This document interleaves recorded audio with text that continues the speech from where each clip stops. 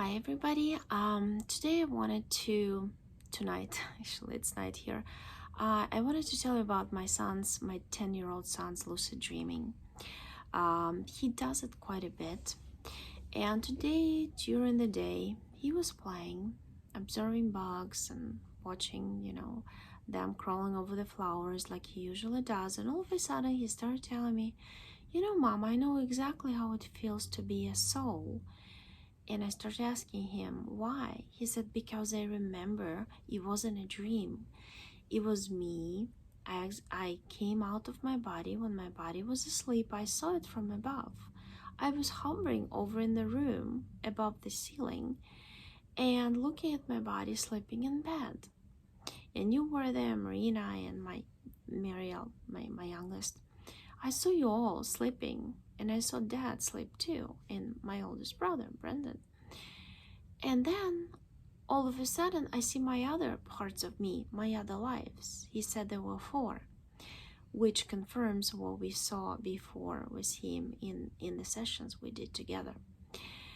And he said, I saw my other body in the other life, and it somehow died. And that he saw his energy. He said my energy was first shaped as a body. When it exited that body from the head, it could turn to a ball, it could turn back to a shape of a human. I had a choice, and it was all depending on me, what I wanted to be and how I wanted to look, how I wanted to shape and reshape my energy. So he said, and then all of a sudden, in a blink of an eye, I didn't understand how, I was just hovering above Earth, absolutely free, and observing my other lives, and also observing my body here. And he said, I just understood that in one of my other lives, my body died, as I told you before, and that I was free. This part of me was free, and I felt myself all together as one, and I also felt myself as separate. And he said it's hard to explain. It's like you're living those lives, the other 3, but also you know that the 4th one already lost the body and just waiting for the other 3 to come. And I asked him, so what were you thinking? He said, well, I was bored because I had nothing to do and I didn't know what to do. I figured I had 2 choices, either to come back to the physical level in that life and be a ghost, continue living as a ghost without the physical body, because I didn't have it anymore, or just hover over Earth, and observe. And then he said, I just remember that, but I was kind of confused, and I remember I wanted to ask you, and now I remembered the whole dream, and that's why I'm telling it to you. So I said, well, it just means that you're totally free. You don't have any attachments or beings attached to you. And we already erased that part when his soul was forced, captured, split, and forced to incarnate. So that part is missing already. We basically rerouted, basically redirected, rebuilt, and we have rewritten his the timeline, right? So according to the new timeline, he hasn't been captured and he's absolutely free. He's still split up because soul integration is very dangerous. It's not a good idea to do that because the other parts can get contaminated at any time, and you have to keep checking on it. And during the transition from a physical body into the certain point, it can get contaminated also. If you get distracted, or you want to see, oh, what is this white light, or one of your relatives gets, the holographic image of one of your relatives is used there to trap you. So it's a very dangerous thing to do, so we don't do it. Basically explain to him that this part of him can go all the way up to his original place where he came from, and it made him very happy. He said, so basically whatever I want, I can. I said, oh yeah, sure, I said it to you before, but see, he forgot in the process which is absolutely normal in this physical body. From his perspective, how he was observing it, he was still a child, so he didn't have it embedded, right, in his consciousness yet. But yet he was free to go. He said, I asked him, did you see anybody on the way? He said, no, I just automatically was out of the system. That's what he said, out of the system, because he said there are layers of the earth. He said there are much like multiple flashlights flashing over and over and over and over with the light. That was his explanation. He said that's how earth looks. It looks like in a kind of whitish light, and then blue covers the white, and then he said it merges in and out. So this is like the dome that we explain. I thought it would be interesting to share with you, because it just proves the point that if you keep clean and have no attachments, no implants in you, nobody's controlling you, you're just free to go. And that was an interesting thing. And he's 10, but he already knows it. And my recommendation would be, with kids, it's always kind of interesting. My oldest daughter, who's 12 now, when she was 2.5, she was at a dinner table. She was so little. She started speaking 2 languages at a very early age. But she was still little, 2.5, and she was eating soup at the dinner table. That's when she started telling me, Mama, I used to live in this wonderful planet with bunnies, and I was an elf girl. I have an elf mother. You're not really my mother. But then reptilians came. They looked like big crocodiles, and they took me to this giant machine, and they transported me to the house. And I said, what kind of house? She said, house in the clouds. There were a lot of girls like me, and boys too. And then they showed us a big screen, and on the screen they showed us a lot of mothers. And they told us you could choose which mother you wanted to incarnate to. And she chose me, and she couldn't explain it at 2.5 how. She just said, well, you were beautiful. I liked the way you look. But later she told me, well, it's probably because you are light. You vibrate at a very light frequency.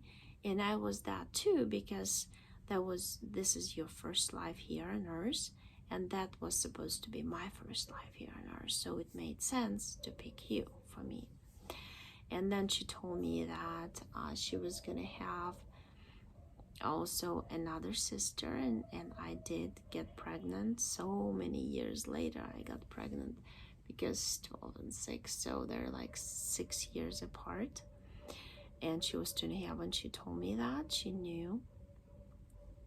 And she also told me that her favorite bunny, and she was an elf girl in an elf planet, and she was friends with this one bunny. She used to play with him all the time there, and connect and talk telepathically.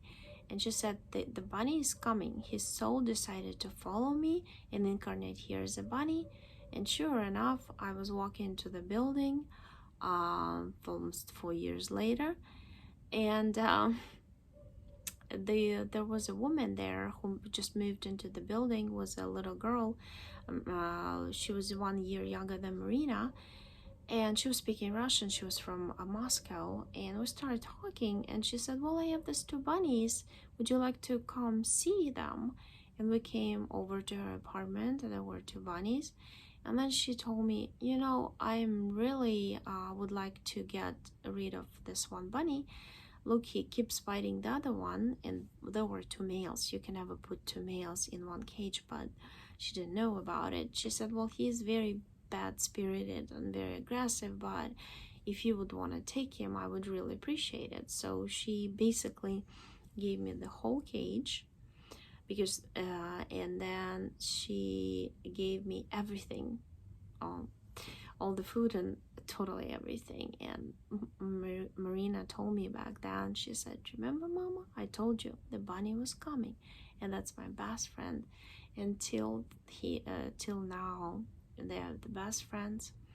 The bunny licks her in the face, And every time she takes him to bed, he just lays down like a little dog, like a dog would do, you know, lays next to her and sleeps with her and licks her all over. So best friends from the elf planet. And you know, it's important to talk to children about these things. It's important to explain that this body is just your vehicle, your car, your something that, you know, like a machine, that you enter this machine inside and you drive it throughout your life. But there's nothing to worry about, because you're in charge of the way you go. You're in charge of where you're going, and you're in charge of what you're gonna experience in your life. And that's a very important thing to survive under this current conditions right now, because there's so many crazy timelines. I mean, today I even saw 2024, what, you know, in hierarchical ladder or pyramid on top, those Freemasons want to do is they would love to do nuclear weapon exchange back and forth and things like that after Ukraine wins, and after they give us a little bit of time to kind of rebuild the economy. Within that time, they would keep throwing viruses at us and everything. So they'll never give us really time to rest, but they would keep throwing things at us all the time. But then they would create something big, and but that's one of the timelines. Once again, I just wish everybody woke up and understood what my 10-year-old understands and what my other children understand, because this way we can really maneuver and manipulate in between those timelines that those, you know, hierarchical top leaders who are controlled like puppets by puppeteers, which are all the other star races, right, who want to control the earth and still trying to. But there are people who proven otherwise and who's kind of gotten out of their control. I consider Zelensky one of those leaders, and but you'll see it for yourself. I mean, it doesn't matter what your own thoughts are and what you believe in, but what I see, that as we go on, you'll see the truth no matter what. No matter how strongly you resist it, you'll see it.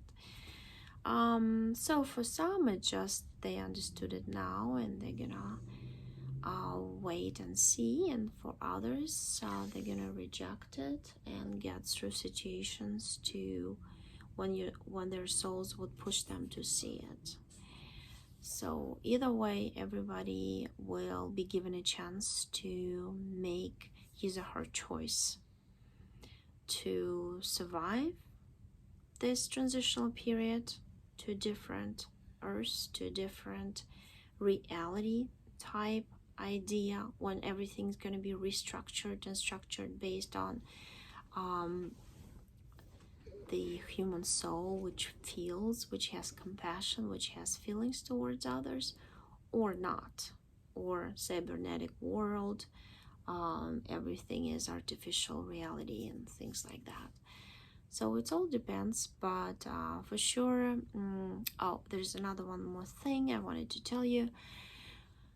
There are quite a few people whom I respect were saying today that Telegram as a platform, with all the Telegram channels, is infiltrated very much and watched and infiltrated by the Russian propaganda machine, and you decide for yourself.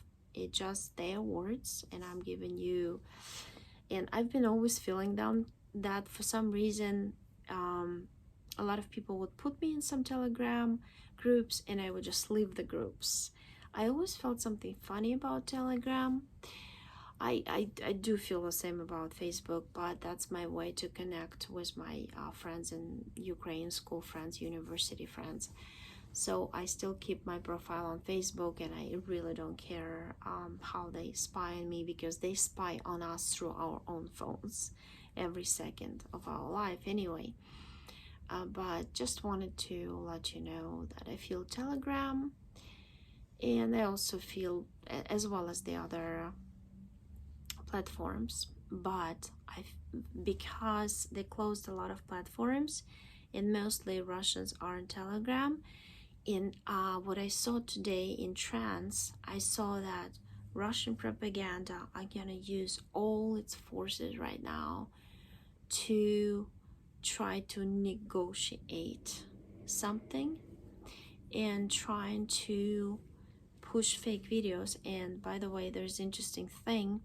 Today they opened a new case on an American guy who was paid by the Russian government, living in Kiev and then traveling across Ukraine, taking fake videos, fake propaganda videos of, look how Ukrainians are shooting their own Ukrainians, or things like that.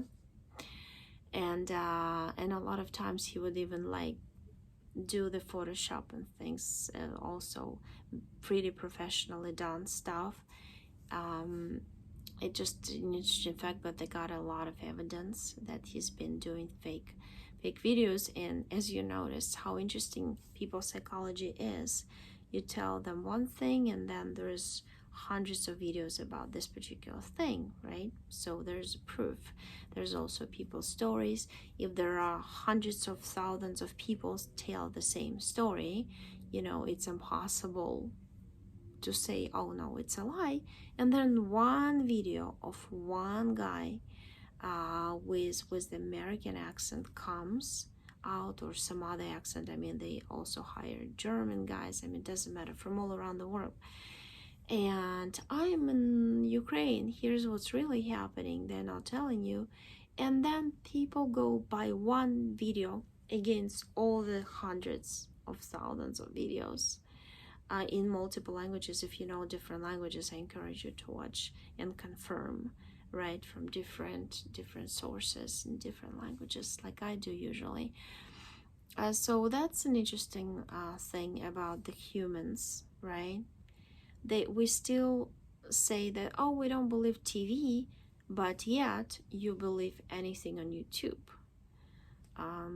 So that's a thing to think about. Anyway, thank you for listening, and see you next time. Bye.